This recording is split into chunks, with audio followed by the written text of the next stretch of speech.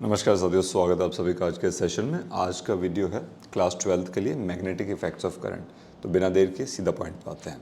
So as you can see the screen over there, it says magnetic effects of current. मतलब अब तक हमने पढ़ा था इलेक्ट्रोस्टैटिक के अंदर कि जो चार्ज होता है वो एक इलेक्ट्रिक फील्ड प्रोड्यूस करता है, जिसकी वजह से एक दूसरे पे वो इन्फ्लुएंस कर सकते हैं फोर्स ऑफ अट्रैक्शन या फोर्स ऑफ रिपल्शन के द्वारा।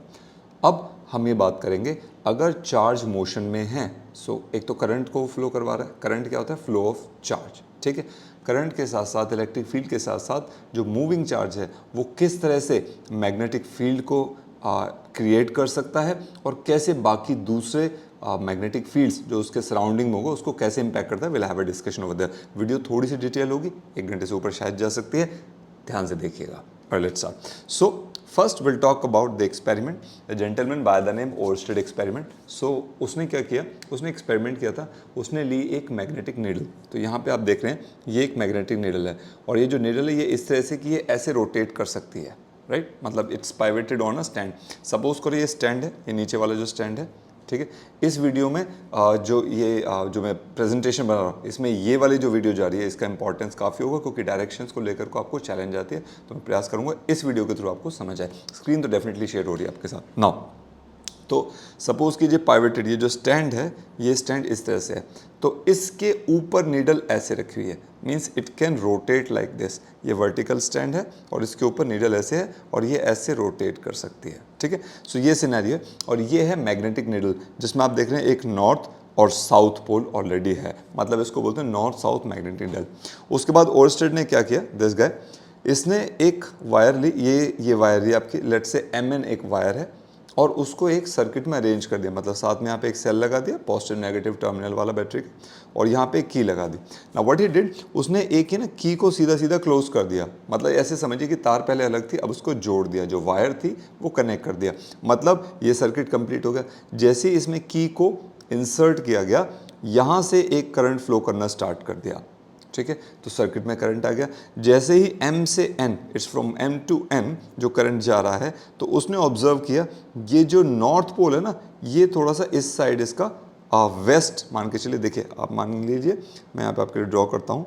अगर मैं ये डायरेक्शन कह रहा हूँ, यहाँ पे बना देते हैं, ये नॉर्थ है, सॉरी, अगर इस हिसाब से, यस, अगर ये नॉर्थ है ये साउथ है, तो इधर पे इसका वेस्ट होगा और इधर पे इसका ईस्ट होगा, right. That's what we can focus on.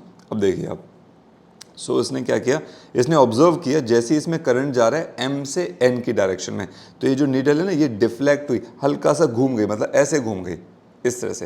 ये पिवटेड थी यहाँ पे, मैं कोशिश करता हूँ अगर कुछ मिल जाए मुझे। Yes we can do this. Let's say ये नीडल थी, राइट। सो नीडल ऐसे रोटेट कर गई, right, it rotated like this, मतलब वेस्ट की डायरेक्शन में रोटेट होगी। अब ये वेस्ट की डायरेक्शन में रोटेट होगी, ये इस तरह से इसकी फाइनल पोजीशन होगी। उसके बाद उसने क्या किया, चलो एक काम करते हैं, इस की को रिमूव कर दो। And then what he did, इसने फिर ये सेकंड अरेंजमेंट किया कि उसने सेल्स की पोलैरिटी को चेंज कर दिया। मतलब यहाँ पर आपने देखा है जो नेगेटिव है, आप ये सिंबल थोड़ा सा इसको समझिए, ये नेगेटिव का मान लेते हैं। आई थिंक इसको इंटरचेंज कर देते हैं, that will be much better. ये नेगेटिव है और ये पॉजिटिव है। पॉजिटिव जो सिंबल होता है थोड़ा सा बड़ा होता है नेगेटिव से, ठीक है। तो इसने पोलैरिटी चेंज कर दी है। यू कैन सी दैट कि अब क्या किया उसने, नेगेटिव से पॉजिटिव हो गया, तो करंट का फ्लो क्या होगा आप देख सकते हैं। करंट फिर अगेन इस तरह से फ्लो करेगा। करंट जब इसने की को इंसर्ट किया तो करंट अब N से M की डायरेक्शन में मूव कर रहा है। जैसे उसने देखा, अब क्या हुआ, उसने ऑब्जर्वेशन की कि जो मैग्नेटिक नीडल है इसका डायरेक्शन भी, इसका जो डिफ्लेक्शन का डायरेक्शन है वो चेंज हो गया। मतलब अब ये नीडल साउथ और नॉर्थ इस तरह से रोटेट होगी। मतलब इसका साउथ पोल वेस्ट की तरफ गया और नॉर्थ इस बारी ईस्ट की तरफ आ गया। मतलब ये ऐसे रिमूव इस तरह से रोटेट हो गया। So this was one of the observation that he experience. अब उसके बाद इसने कंक्लूड क्या किया, उसे ये बात पता थी कि भाई देखो, किसी भी मैग्नेटिक नीडल को, क्योंकि वो मैग्नेट्स की प्रॉपर्टीज कैरी कर रही है, तो किसी भी मैग्नेटिक नीडल को कौन डिफ्लेक्ट कर सकता है, कोई ना कोई ऐसी चीज़ है, कोई ना कोई ऐसी प्रॉपर्टी है जिसके कारण ये डिफ्लेक्ट हो रही है। और ये कब हो रहा है, ये प्रॉपर्टी कब एग्जिस्टेंस में आ रही है, जब इसके अंदर करंट फ्लो कर रहा है। तो उसने ऑब्जर्व किया कि current carrying conductor, current carrying wire जो है, ये अपने चारों तरफ एक मैग्नेटिक फील्ड प्रोड्यूस करती है। ये उसका फर्स्ट एक्सपेरिमेंट था, जिसके बाद उसने आगे इन चीज़ों पे बात की। So now we can conclude कि किसी भी वायर में अगर करंट फ्लो करेगा तो उसके चारों तरफ एक मैग्नेटिक फील्ड प्रोड्यूस हो जाएगा। अब वायर में करंट फ्लो कर रहा है, उसका मतलब क्या है? It's a flow of charge. तो यहाँ से हम कह सकते हैं मूविंग चार्ज और you can say electrons can produce magnetic field around them. ठीक है जी, ये कौन सा टाइप क्लियर होगा? नेक्स्ट आगे चलते हैं। मैग्नेटिक फील्ड की जो हम बात करें, देखिए it is the space around a magnet और अ कंडक्टर कैरिंग करंट। या तो देखो मैग्नेट होगी, प्रॉपर्ली मैग्नेट अपने इसके चारों तरफ एक स्पेस होता है, या करंट कैरिंग कंडक्टर, कोई भी वायर है जिसमें करंट फ्लो कर रहा है, जिसके अंदर किसी भी आयरन पार्टिकल हो सकता है, कोई मेटल का, या हो सकता है कोई दूसरा मैग्नेट, कि वो उसके अंदर उस फील्ड में जैसे ही एंटर करेगा, सपोज इस फील्ड के अंदर एंटर कर रहा है, तो वो मैग्नेटिक प्रॉपर्टीज को एक्सपीरियंस करे, मतलब अट्रैक्शन या रिपल्शन हो उसके अंदर। ठीक है जी। Next will talk about a very good law which is the basis of certain experiments, जिसका नाम था बायोट-सैवर्ट्स लॉ, या उसको लैपलेस लॉ भी कहते हैं। ध्यान रखना, कई बार क्वेश्चन आ सकता है कि लैपलेस लॉ बताओ, तो कई बार स्टूडेंट्स को नहीं पता होता है कि लैपलेस क्या था। सो इसी को बायोट-सैवर्ट लॉ को ही लैपलेस लॉ कहते हैं।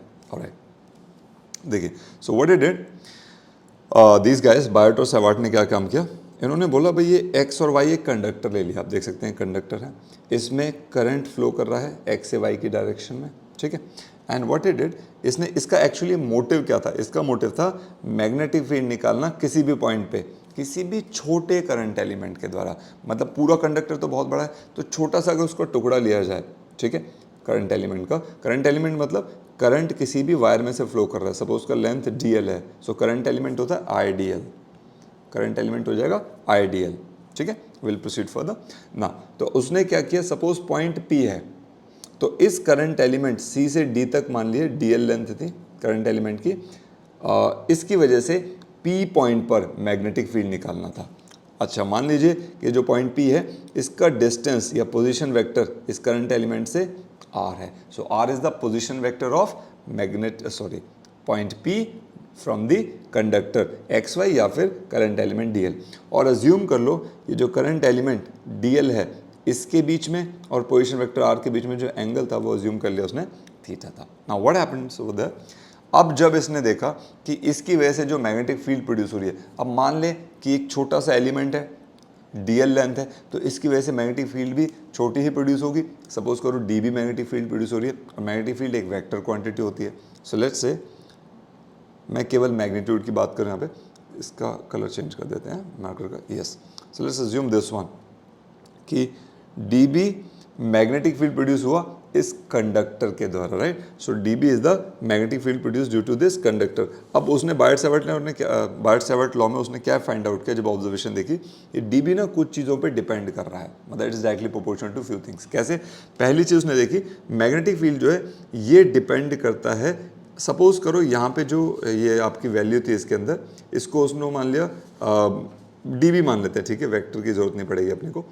सो करंट I मान लेते हैं इस कंडक्टर में जो I करंट फ्लो कर रहा है। ठीक है, मैग्नेटिक फील्ड किस पे डिपेंड कर रहा है कि अगर करंट ज़्यादा होगा तो मैग्नेटिक फील्ड ज़्यादा होगा, कम होगा तो कम होगा मैग्नेटिक फील्ड भी। उसके बाद इसने फाइंड आउट किया ये डिपेंड करता है इस करंट एलिमेंट की लेंथ पे, मतलब ये डिपेंड कर रहा है DL पे। और उसने देखा साइन थीटा पे भी डिपेंड कर रहा है, मतलब sine of the angle between position vector and current element DL। और उसने एक और चीज़ ऑब्जर्व की, ये इनवर्सली प्रोपोर्शनल होता है square of the distance between the point and the conductor.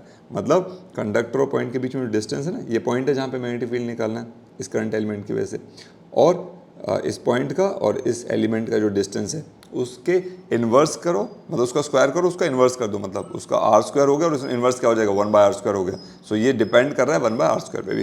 What it did, उसके बाद इसने इन सब चीज़ों को ना इंक्लूड कर दिया, मतलब सबको मिला दिया। सो DB proportional to IDL sine theta by R² हो गया। And what comes over here, जब भी ये प्रोपोर्शनैलिटी का सिंबल हटा करके आप इक्वल टू का सिंबल लगाते हैं, तो यहाँ पे आ गया था μ0/4π IDL sine theta upon R²। यहाँ पे जो μ0 है इसको बता देते हैं, μ0 होता है मैग्नेटिक परमिएबिलिटी। इसको ध्यान रखिएगा, आप किसी चीज़ से सिग्निफाई कर पा रहे हैं इस चीज़ को, आपने इलेक्ट्रिकल परमिटिविटी इलेक्ट्रिक फील्ड में पढ़ा था, बिल्कुल वैसा ही है मैग्नेटिक परमिटिबिलिटी ऑफ फ्री स्पेस इसको बोलते हैं। ठीक है, इसकी वैल्यू होती है 4 पाई इंटू 10⁻⁻⁷, ये म्यू नॉट की वैल्यू है, ठीक है। और यूनिट होगी इसकी वेबर, यहाँ से आप देख सकते हैं म्यू नॉट क्या हो जाएगा, मैग्नेटिक फील्ड की यूनिट वेबर पर मीटर स्क्वायर होता है, ठीक है ना, वेबर पर मीटर स्क्वायर होगा। और यहाँ से देखिए आर स्क्वायर इधर चला जाएगा तो वेबर बचेगा, और डीएल होगा मीटर, सो वेबर मीटर इसकी यूनिट होती है, इसको ध्यान रखिएगा, ठीक है। You might be wondering what I am saying, मैं दिखाता हूँ आपको। हमें म्यू नॉट निकालना है तो अगर इस आ जाएगा, मैग्नेटिक फील्ड की यूनिट होती है वेबर पर मीटर स्क्वायर। आगे इसको डिटेल में डिस्कस करने वाले हैं, इसकी यूनिट टेस्ला भी होती है, उसको हम बात करेंगे, पूरे एक स्लाइड है इसके ऊपर। सो देखिए म्यू नॉट इधर छोड़ दो, बाकी सारे इधर ले जाओ, तो ये वेबर पर मीटर स्क्वायर और ये मीटर स्क्वायर चला जाएगा, मीटर स्क्वायर से मीटर स्क्वायर कैंसिल हो जाएगा, वेबर बचेगा और नीचे मीटर, तो वेबर पर मीटर, ये मीटर इनवर्स यहाँ पे लिख देते हैं, ठीक है, वेबर पर मीटर, ये वेबर अपॉन मीटर होगा इसका यूनिट, ठीक है। चलिए अच्छा, उसके बाद एक चीज़ और है, इसको ना थोड़ा सा रीअरेंज करें। So d B is equals to mu not upon 4 pi I D L sine theta upon r square, इसको आर से मल्टीप्लाई डिवाइड कर दो just for the sake magnitude of position vector of point p. ये क्या हो जाएगा, mu naught upon 4 पाई, उसके बाद मैं इसे क्या ऐसे लिख सकता हूँ, आई अपॉन आर स्क्वायर। ये जो डी एल साइन थीटा और आर है, मैं इस चीज़ की बात कर रहा हूँ, यहाँ पे देखिए, मैं let me just do that for you, इस चीज़ की बात कर रहे हैं, ठीक है। तो आप जानते हैं इसको, मैं यहाँ पे थोड़ा सा कलर चेंज कर देता हूँ, vector D L cross vector R कर सकते हैं, क्यों, क्योंकि आपको पता है का मैग्नीट्यूड केवल, डायरेक्शन की बात नहीं कर रहे।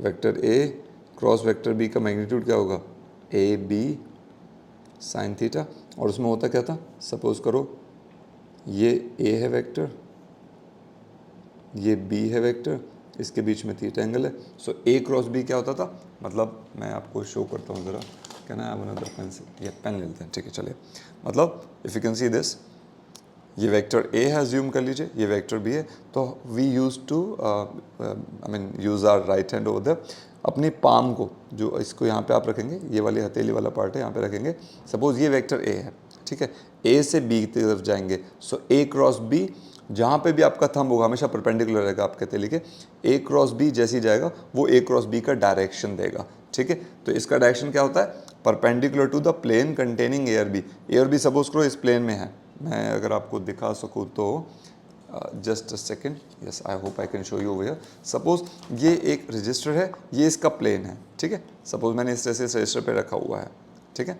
So if you can C, assume कर लीजिए, थोड़ा सा मैनेज कर लेते हैं, लेट्स से ये ए है वेक्टर, ये बी है, सो ए क्रॉस बी क्या होगा, इस प्लेन ऑफ द रजिस्टर के परपेंडिकुलर वेक्टर होगा, so that's how we will be able to find out the direction of this A cross B, मतलब मैग्नेटिक फील्ड का जो डायरेक्शन आएगा वो किधर आएगा, सो ये होगा डी एल क्रॉस आर। अब इस सिचुएशन में हम देखते हैं, अब हमारा डी एल जो है इस साइड है, राइट में नहीं है, लेफ्ट में है, जो वेक्टर ए है वो बी के लेफ्ट में है, मतलब अब थोड़ा सा चेंज हो गया है।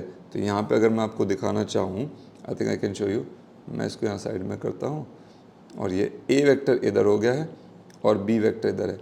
अब हमें अब ए क्रॉस बी निकालना क्या होगा, तो देखिए ए पे ऐसे रखेंगे, पहले ए क्रॉस बी ऐसे था, अब ए इधर आ गया, ठीक है, तो रखना तो ए पर है ए, अब ए क्रॉस बी उल्टा तो आ नहीं सकता, तो हम ये वाला पार्ट नहीं लेकर के ये वाला पार्ट लेते हैं, तो ए ये वाला पार्ट जो हथेली का ए पे रखा, ये बी की तरफ गया, ए क्रॉस बी डाउनवर्ड हो गया। सिमिलरली अगर आप बात करेंगे इस डायग्राम में, ये मेरा वेक्टर ए है, मैं आपको शो करता हूँ ज़रा, देखिए ये वेक्टर ए जा रहा है, मतलब डी एल वेक्टर है, और ये मेरा वेक्टर बी आर जा रहा है, तो मैं क्या करूँगा, मैं डी एल पे रखूँगा अपने इस पार्ट को, हाथ को, ठीक है, और आर की तरफ घुमा दूंगा, तो D L cross R it will be downward. तो यहाँ पे जो पी पॉइंट है, यहाँ पे जो मैग्नेटिक फील्ड होने वाला है वो इस तरह से क्रॉस से हम रिप्रेजेंट कर देंगे।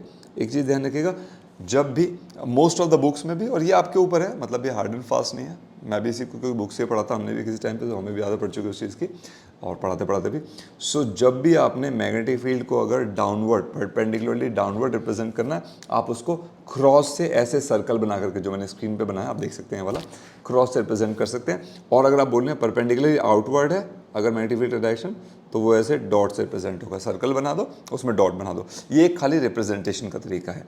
ये जो बात कर रहे हैं ये है परपेंडिकुलरली, यहाँ लिख देता हूँ डाउनवर्ड है डायरेक्शन, और ये वाला इसका मतलब है परपेंडिकुलरली अपवर्ड है, ठीक है। चलिए, तो हमारा बायट-सैवर्ट लॉ का ये था। अच्छा, इसमें एक चीज़ और रहेगी यहाँ पे, ये आर क्यूब हो जाएगा, मैंने स्क्वायर पे छोड़ दिया था, ये आर क्यूब हो जाएगा, ठीक है, क्योंकि ये स्क्वायर, ये आर और ये मल्टीप्लाई हो जाएंगे, ठीक है। सो हो जाएगा D B is equal to mu not upon 4 pi I D L cross R by R cube. ये वेक्टर फॉर्म में जनरली आप जो यूज़ करने वाले हैं, जो हम फॉर्मूला यूज़ करेंगे वो मैग्नीट्यूड की बात करेंगे केवल, और हम लोग इससे बात करेंगे ये।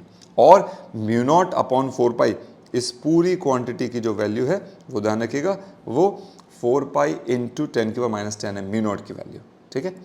4 पाई को 10 की पावर माइनस 10 से मल्टीप्लाई कर देंगे वेबर पर मीटर। आप पे क्लियर होगा कॉन्सेप्ट।